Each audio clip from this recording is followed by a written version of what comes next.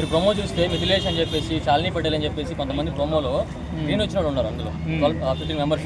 వాళ్ళకి 1 hour 45 minutes 35 minutes ఒక్కొక్కరికి ఒక టైం ఇచ్చి మాకు కొంతమంది నేను ఒక్కనే కాదు తర్వాత తెలిసిన నాకులాగా చాలా మంది ఉన్నారు 10 members ఉన్నారని చెప్పేసి వాళ్ళకి 5 minutes 10 minutes లోపే టైం ఇచ్చారు. అంటే ఒకలా టైం ఇవ్వకూడదు కదా, అందరికీ ఒకలాగానే ఇవ్వాలి. నీకు ఇంత టైంలో నువ్వేం చెప్పాలనుకో చెప్పు, ఏం ప్రూవ్ చేసుకున్నా ప్రూవ్ చేసుకో, ఈ స్ట్రెంత్ నువ్వు చూపించు అని చెప్పాలి.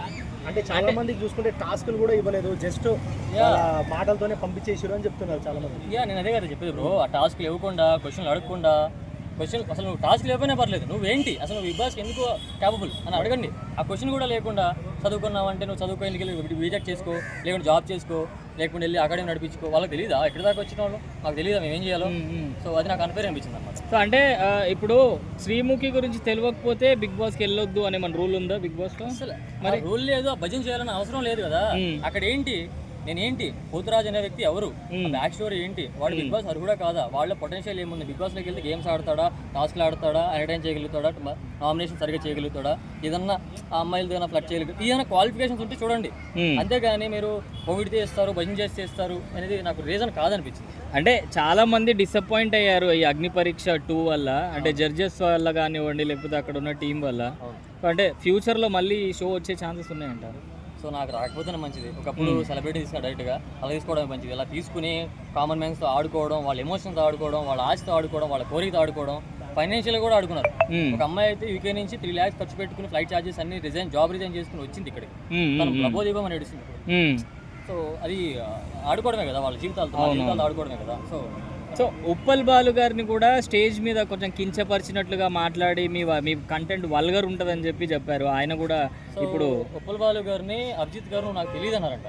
సో మ్యాటర్ ఏంటంటే పాయింట్ అంటే తెలియని రూల్ ఏం లేదు, బట్ తెలియదు అని కించపరిచారంట. నువ్వు ఈ కంటెంట్ అక్కడ పనిచేయదు, ఇక్కడ పనిచేయదు అని చెప్పి నువ్వు కంటెంట్ బ్యాడ్ కంటెంట్ చేస్తావు అన్నట్టు ఎంటర్టైన్మెంట్గా అలా చేస్తాడేమో కానీ పర్సనల్గా చాలా మంచిది, చాలా మంచిది అతను, క్యారెక్టర్ చాలా మంచిది. సో నేను లైవ్లో చూశాను కదా, అంటే అక్కడ కూర్చొని ఉన్నారు మీరు ఆయనతో కాబట్టి చెప్తున్నారు. 3 days మేము కలిసి తిరిగాం అక్కడ. సో ఆ రోజు 2 days సెకండ్ డే నైట్ మనోడికి అయింది.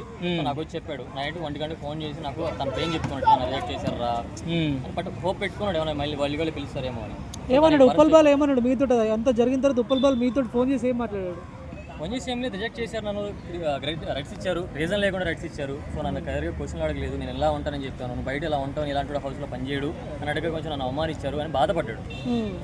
అంటే ఇప్పుడు ఓపిక లేనప్పుడు ఎందుకు షో పెట్టడం? నేను అదే చెప్తున్నా, ఓపిక లేనప్పుడు మార్నింగ్ 10 to 11 నుంచి స్టార్ట్ అవుతున్నప్పుడు నైట్ వరకు ఎవరైనా సరే, మీరైనా నేనైనా కంటిన్యూగా 24 hours 12 hours పని చేయాలంటే ఓపిక ఉండాలి బాడీలో. అవును. సో అది లేనప్పుడు మేము 3 days తిరిగాం. 4th day కూడా పెట్టారు ఆడిషన్. 4th day కాదు, ఇంకో 4 days పెట్టండి, తిరుగుతాం. మార్నింగ్ 8కి వెళ్తున్నాం, నైట్ 12కి 1 వస్తున్నాం, తిరుగుతున్నాం, ఇంకో 4 తిరుగుతాం, పోయేదేమో అవకాశం కోసం పోరాడుతున్నాం పెట్టు. అంతేగా నీకు ఓపిక లేనప్పుడు ఆ ఓపిక మామే చూపించి, ఆ ప్రెషర్స్ మామే చూపించి అలా లేపి టక్కన పడేసేసి ఒకరికేమో గంట టైం ఇచ్చి, ఒకరికేమో అరగంట టైం ఇచ్చి, మాకు 5 నిమిషాలు 3 నిమిషాలు, నాదైతే లిటరల్లీ 5 minutes బ్రో, 5 minutes టప్ప లేపి పడేసారు. నాకు నేను క్వశ్చన్ చేసుకోండి, నేను ఇదే ఫైల్ నేను మామూలుగా జనరల్గానే అగ్రెసివ్ ఉంటాను. మామూలుగా ఏదైనా నాకు నచ్చకపోతే ఇదే ఫైల్ ఉంటైతే ఇంటికి ఇచ్చిట్టుండే, శ్రీముఖి నువ్వెవరు నాకు చెప్పడానికి, నువ్వెవరు మా అమ్మని చూసుకో అని చెప్పడానికి నాకు తెలీదా, నేను ఆ తల్లి కొడుకుని, మీరెవరు నాకు చెప్పడానికి అని చెప్పేటండి. అభిజిత్ గారు అయితే అసలు నోట్లో అసలు ముఖంలో హావభావమే లేదు. అభిజిత్ గారు అసలు ఏం క్వశ్చన్ లేదు, ఏం లేదు, రెడీ తీసి రెడీ ఇచ్చాడు. ఎందుకు ఇచ్చారు? అభిజిత్ గారు ఒక మనిషిని మీరు జడ్జ్ చేయడానికి, మీరు జడ్జ్ చేయాలంటే మీరు మొత్తం వినాలి, ఆ పర్సన్ గురించి తెలుసుకోవాలి. లేదంటే అతను క్వశ్చన్లు అడగాలి. అసలు తెలియకుండా మీరు ఎలా రెడీ ఇస్తారు, ఏ కోణంలో రెడీ ఇచ్చారు, ఏ వేరియేషన్ రెడీ ఇచ్చారు మీరు, నాకు అది సమాధానం చెప్పండి. ఫస్ట్ ఆఫ్ ఆల్ ఒక క్వశ్చన్ అడిగారా, ఒక టాస్క్ పెట్టారా, ఏదైనా సరే పెట్టండి రెడీగా ఉన్నా అని చెప్పి అడిగేటోండి. బట్ నాకు అక్కడ కొంచెం నేను ఎమోషనల్గా లాక్ అయిపోయాను. అక్కడ అమ్మ గురించి అనేటప్పటికి అరే ఏంట్రా నా తల్లి గురించి చెప్పుకున్నప్పుడు అంటే మీకు అనిపించవచ్చు అక్కడ జనరల్గా ఫేక్ అనిపించొచ్చేమో, నాకు అనిపించింది అప్పుడు ఫేక్ అనిపించవచ్చు. అమ్మ అనే పేరు వాడుకుంటే అనిపించింది. అరే పోతురాజు అమ్మ అనే పేరు పక్కన పెట్టు, నువ్వేంటి చెప్పు, నువ్వు దేనికి వచ్చావు, నువ్వేంటి, నీ కెపాసిటీ ఏంటి, స్ట్రెంత్ ఏంటి, బిగ్ బాస్ నువ్వేం చేస్తావు, నీకున్న కెపాసిటీ ఏంటి, నీకున్న కాన్ఫిడెంట్ ఏంటి చెప్పు అంటే చూపించండి. సో నాకు ఆప్షన్ కూడా లేదు. అంటే ఈ personal life Bigg Boss show ఒకటే అంటారా, మీరేమంటారు? షో గురించి నాకు తెలియదు, షో గురించి మనం చెప్పలేదు. అంటే ఇప్పుడు అమ్మని చూసుకో అని చెప్పి మీ పర్సనల్ లైఫ్ గురించి చెప్పారు, అవసరం అంటారా ఈ షోలో పర్సనల్ లైఫ్? పర్సనల్ లైఫ్ అంటే మరి అదే నాకు అర్థం కాలేదు. నాకు అమ్మని చూసుకునే అవసరం అక్కడ ఏమొచ్చింది, పర్సనల్గా తీసుకోవాల్సిన అవసరం ఏమొచ్చింది. శ్రీముఖి గారు అంటే పొగలేదని తీసుకున్నారని ఒక అర్థం ఉంది. లిటరల్లీ నాకు నవదీప్ గారి నుంచి నాకు పాజిటివ్ అయిపోయింది. నవదీప్ గారి దగ్గర అది లేదు, జడ్జిమెంట్ కాగడం లేదు, అది తీసుకుని శ్రీముఖి గారు తన దగ్గర పెట్టుకుంది.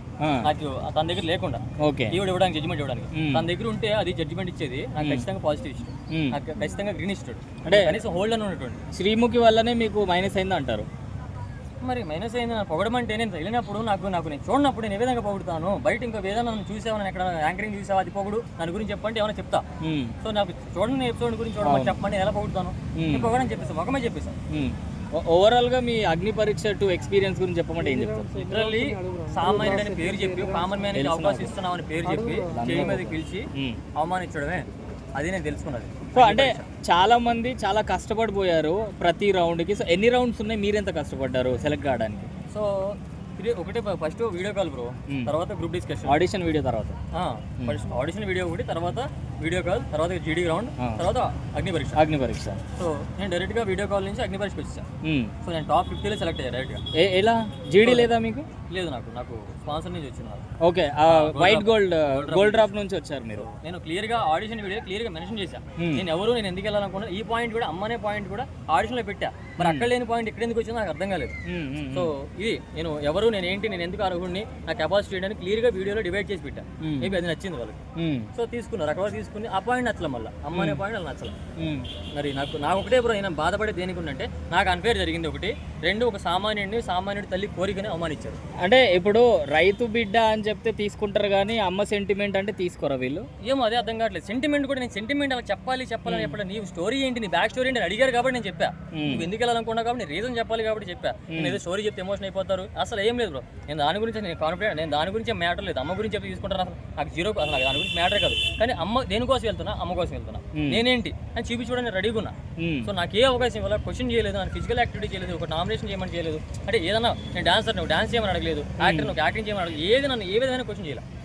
సో అది నా పెయిన్. అంటే ఇక్కడ ఏమైనా జెండర్ డిఫరెన్స్ ఏమైనా చూపించారా? అమ్మాయిలకు ఎక్కువ టైం ఇచ్చి అబ్బాయిలకు తక్కువ టైం? అలా ఏం లేదు జెండర్ డిఫరెన్స్ ఏం లేదు. ఇప్పుడు మిథిలేష్ అనే పర్సన్ ఉన్నాడు, ప్రోమో 1లో వచ్చినప్పుడు మిథిలేష్ అని ముంబై నుంచి వచ్చాడు, తెలుగు పర్సన్. తనకి Day 1 తీసుకున్నారు, ఎక్కువ టైం ఇచ్చారు. సో అట్లా ప్రోమోలో కూడా మీరు ఒక షూ క్లీన్ చేసేది ఉంది కదా, చెప్పండి. ప్రోమోలో కూడా షూ క్లీన్ చేసేది ఎపిసోడ్ ఉంది, మీరు చెప్పండి. ఆ ఎపిసోడ్ ఉంది కదా ప్రోమోలో, షూ క్లీన్ చేసేది. సో అమ్మాయికి ఒక ఆపర్చునిటీ ఇచ్చారు, షూ క్లీన్ చేస్తే నేను క్లీన్ చేయడానికి మాట్లాడాను. సో అందులో 0.001% కూడా మాకు అవకాశం లేదు.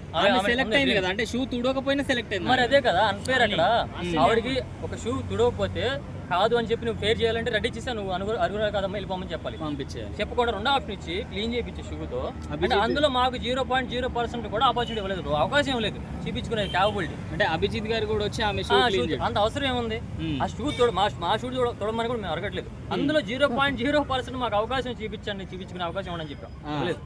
సో నేను ఇప్పుడు ఒకవేళ కోరుకునేది ఏమైనా ఉంది అంటే మేబీ బై మిస్టేక్ వాళ్ళు టైడ్ అయిపోవడం వల్ల వాట్ ఎవర్ ఏదైనా జరగడం వల్ల ఇలా జరిగిందేమో. నేను ఎవరిని ఇక్కడ బ్లేమ్ చేయట్లేదు, ఎవరిని ఇక్కడ క్వశ్చన్ చేయట్లేదు. సో నేను చెప్పాలనుకున్నది ఎండమాల్ షైన్కి, స్టార్ మాకి బై మిస్టేక్ ఏమైనా జరిగిందేమో ఒకసారి చూసుకుని రెక్టిఫై చేసి మళ్ళీ మాకు ఒక అవకాశం కల్పించండి, మేము ఎవరితో అన్ఫేర్ జరిగిన వాళ్ళకి ఒక అవకాశం కల్పించండి అన్న ఈ పెయిన్ అనమాట. Thank you. Super, thank you.